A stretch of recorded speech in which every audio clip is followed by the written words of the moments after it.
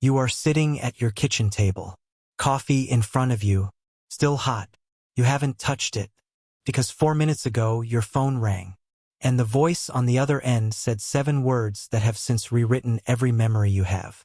We need you to come in. Today. You know the voice. Detective Alicia Marsh. You've met her once before. Briefly at a community meeting, shaking hands, smiling. She wasn't smiling this time.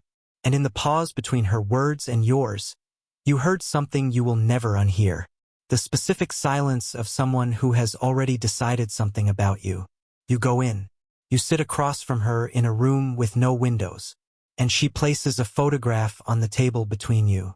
You look at it, and your entire body goes cold, because you recognize it. You recognize the location, the timestamp, the figure in the frame, and you know with absolute certainty that you cannot explain this photograph without destroying 3 people you love. She slides a single sheet of paper across the table. You have 72 hours, she says. Before this goes to the DA, I suggest you use them wisely. Let's be precise about what is happening. Because in moments like this, panic is the enemy. Panic makes you talk. Panic makes you fill silence with words you can't take back. Panic makes you innocent people look guilty. So let's be precise. Here is what Detective Marsh believes she has. Level 1. The evidence. The photograph shows you, or someone who looks exactly like you, outside a building at 11:23 p.m. on a Thursday night 3 weeks ago. The building is Hartwell Financial. Hartwell Financial was robbed that same night. Internal records, totaling $340,000, were accessed and transferred. The figure in the photograph matches your height, your build, your jacket. On paper, you are the most logical suspect.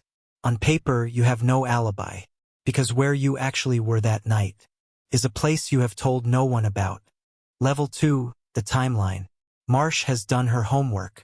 She knows you used to work at Hartwell 2 years ago before the layoffs. She knows you were passed over for a promotion that went to someone less qualified. She knows you filed a complaint that went nowhere. She knows you were seen having an argument outside a coffee shop with your former supervisor, Daniel Reeves, just 6 days before the robbery. From where she sits, the motive writes itself. Grievance, access, opportunity. Clean, simple, convincing story. Except it's wrong. And the truth is so much more complicated. Level 3, what she doesn't know. She doesn't know where you actually were that night. She doesn't know why you were there.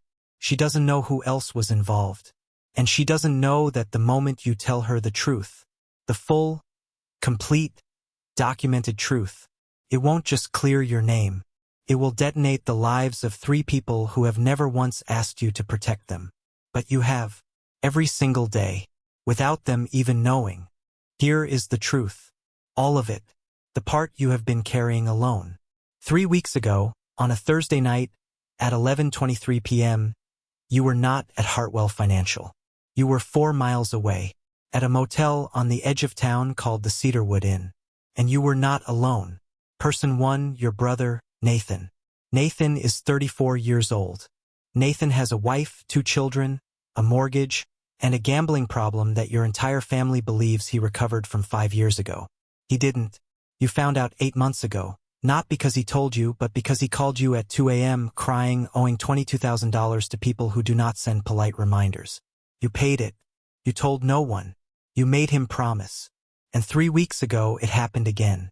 Different debt. Same panic. Same 2 a.m. phone call. That Thursday night, you drove to the Cedarwood Inn to give Nathan an envelope of cash. Money you had spent 3 weeks quietly pulling from your savings. That is where you were. That is your alibi. And the moment you give it to Detective Marsh, Nathan's secret, the one your mother doesn't know, the one his wife doesn't know, the one that will end his marriage and devastate your family, becomes a police record. Person 2, your mother, Carol. Carol is 61 years old. Carol raised you and Nathan alone after your father left. Carol worked 2 jobs for 11 years so you could both go to college. Carol believes, with her entire heart, that her family is intact, that Nathan recovered, that you are fine, that she did enough. She did more than enough. But if Nathan's secret comes out through a police investigation, if it enters the public record, if his wife finds out this way, if the story leaks, Carol will not just lose the illusion. She will blame herself. You know this because you know her, and a woman who spent 30 years holding everything together does not survive discovering it was falling apart the whole time. Not at 61. Not like this. Person 3, Elena. Elena is the motel clerk who was working the night desk at the Cedarwood Inn. She is 26 years old. She is also undocumented. She has lived in this country for 9 years. She has a daughter. She has a work arrangement that exists in a legal gray area that, until now, no one has examined closely. She remembers you. She will remember Nathan. She can confirm you were there. But the moment she becomes a witness in a criminal investigation, the moment her name enters any official document, her life as she has built it is over. She did nothing wrong. She just happened to be working the night desk. And your alibi requires her to step forward. You have 72 hours. Let's account for every one of them.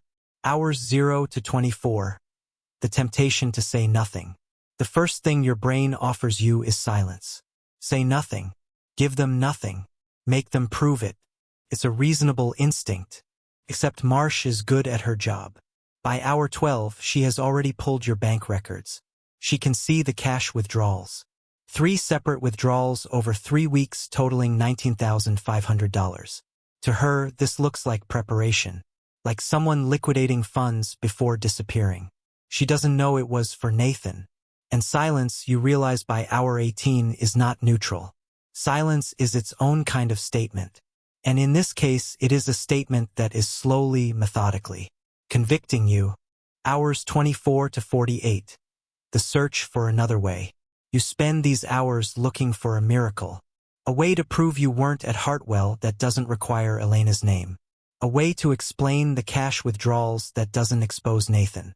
You look for CCTV cameras near the Cedarwood Inn that might have caught your car. But the footage is on a 48-hour loop. Already overwritten. You look for a receipt, a transaction, anything that places you 4 miles from Hartwell. You paid cash for the motel parking. Of course you did. You were protecting Nathan. You were so careful. And now that carefulness looks like the careful planning of someone who knew they'd need an alibi. By hour 40, you have found nothing.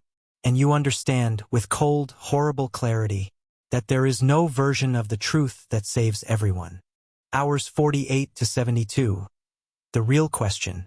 And now, in the final stretch, the investigation stops being about evidence. It becomes about something older and harder. Who do you choose? Because that is what this has become. Not a legal problem, a moral one. If you stay silent, you are convicted of a crime you didn't commit. Your career ends. Your reputation ends. You potentially go to prison. Nathan keeps his secret. Elena keeps her life. Carol keeps her illusion. You lose everything. They lose nothing. Except you. And maybe that's enough for them. Maybe they'd never even know the full cost. If you tell the partial truth, reveal Nathan, protect Elena, Nathan's marriage likely ends. Your mother finds out. The family fractures. But you go free. Elena remains safe. The damage is contained to people who, arguably, have the resources to survive it. You are free. At the cost of your brother's life as he knows it. If you tell the full truth, Nathan, Elena, all of it, you walk free.